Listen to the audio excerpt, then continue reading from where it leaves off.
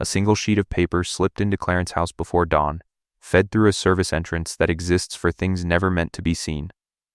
No royal seal, no crest, no ceremony, just a plain envelope, slightly bent at one corner, like it had been clutched too tightly by someone who knew exactly what it could undo. Inside was one sentence. No explanation, no cushioning language. Suspend all distributions from Princess Diana's trust.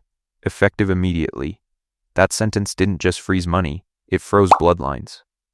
In the monarchy, inheritance is never about wealth alone, it is about legitimacy. And this time, the symbol under protection wasn't a title or a throne. It was Diana's legacy, the last private safeguard she built for her sons, sealed away from optics, press cycles, and public emotion. What makes this moment different from every scandal before it is simple and terrifying: the palace didn't move because tabloids screamed. It didn't move because social media demanded spectacle. It moved because a dormant clause inside Diana's trust, one whispered about for decades and dismissed as paranoia, was suddenly triggered. Bloodline uncertainty. That clause was designed for one nightmare scenario only, and according to senior legal sources, the palace now believes that nightmare has arrived. The trust freeze was approved before sunrise on January 17, 2026, after new information linked directly to Meghan Markle crossed a legal threshold the monarchy cannot ignore. The clause was never meant to punish. It was designed to stop time. To lock inheritance in place until biological and procedural clarity could be established beyond doubt. And in royal language, clarity is not emotional. It is lethal. Here's the twist that turned drama into disaster. The trust wasn't frozen because of Harry. It was frozen because of eligibility. Not who deserves it. Who qualifies. And once that question enters the room, nothing ever feels normal again. Within minutes, palace systems shifted into containment mode. Archive access tightened. Old correspondence logs reopened. Staff movement routes quietly changed. Phones were restricted in corridors that had never been restricted before. One senior aide described the atmosphere in 2 words that sent chills through legal circles: compromised property. That's when it became clear. This wasn't a family conflict. It was a legacy lockdown. Prince William confirmed the freeze with legal authority so precise it sounded like wartime protocol. His language was calm, surgical, and mercilessly restrained. This was a safeguard, a precaution, a protective pause, but in the monarchy a pause is a warning shot. It means optics are over. Risk management has begun, and here's the question that detonates everything. If Diana wrote this clause to protect her sons, what did she see coming? And if the trapdoor has now opened, the palace is no longer asking whether Harry can return. It is preparing to decide whether he will ever belong again. Inside Clarence's house, the mood turned cold. Phones were confiscated. Assistants were escorted away from archive rooms as if paper itself had become dangerous. This wasn't gossip control. It was damage isolation. A senior source later called it a seismic shock. Not felt publicly, but deep inside the private geometry of monarchy where every document carries constitutional weight. Because the freeze didn't just stop money. It reclassified Diana's legacy as hazardous. A closed-door meeting was convened in a windowless room before dawn. Not ceremonial halls.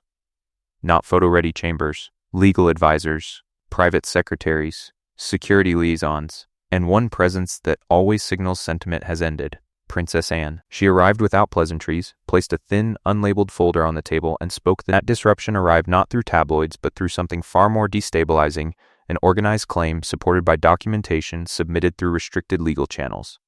A confidential memo circulated overnight.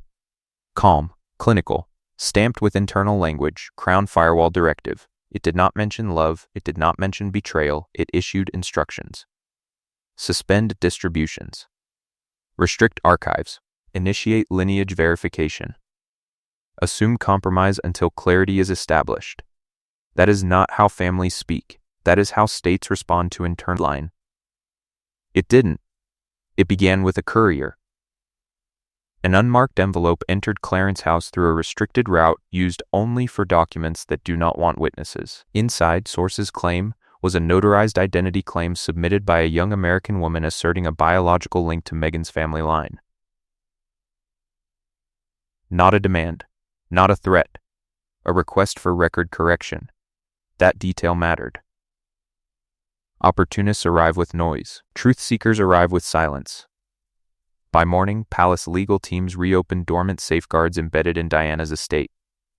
Files untouched for years were pulled from vaults. Letters exhumed like forensic evidence. A senior aide summarized the shift with chilling clarity. Assume the narrative is compromised. Secure the facts. From there, the palace split into two tracks: public silence and continuity, private verification and control. In royal law, money is power. Money is legitimacy. And when uncertainty contaminates that pipeline, you shut the valve. The final trigger came late that night. A confidential call. Mechanical language. We can't distribute under doubt. Then clause 3 is live. Cruelty rather than compliance. But the palace didn't need to win the argument. It needed to let the noise continue. Because every statement leaves fingerprints. Behind the scenes, something darker surfaced. A letter written by Diana herself, rediscovered during legal review. Not legal language. Maternal warning.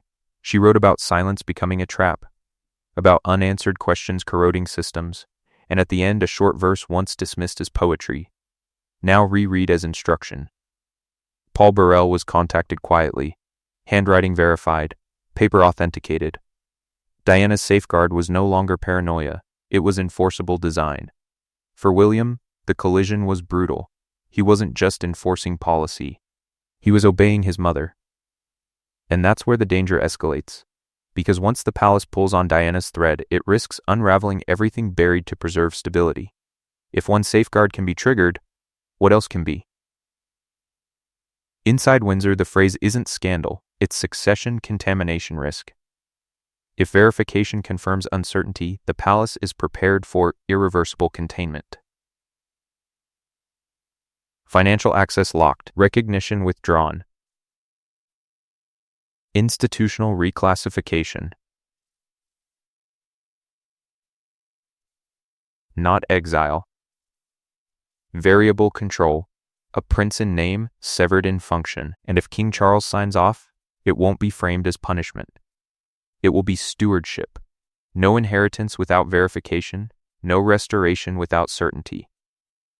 Across the Atlantic, expect escalation. Appeals to compassion. Does Diana's trust, built to protect her sons, become the instrument that divides them forever? And the most dangerous question of all, what if Diana's warning was never about money, but about love being used as a destabilizing force? Because if that's true, this isn't chaos. It's destiny unfolding through paperwork and locked doors. If the crown is willing to freeze Diana's inheritance to protect her legacy, what else is it willing to sacrifice to protect its future? Tell us what you think. That's a wrap on today's video. Thanks for watching. We'll see you in the next video. If you're new here, subscribe for your daily dose of royal family news. And don't forget to comment to let us know how you find this video.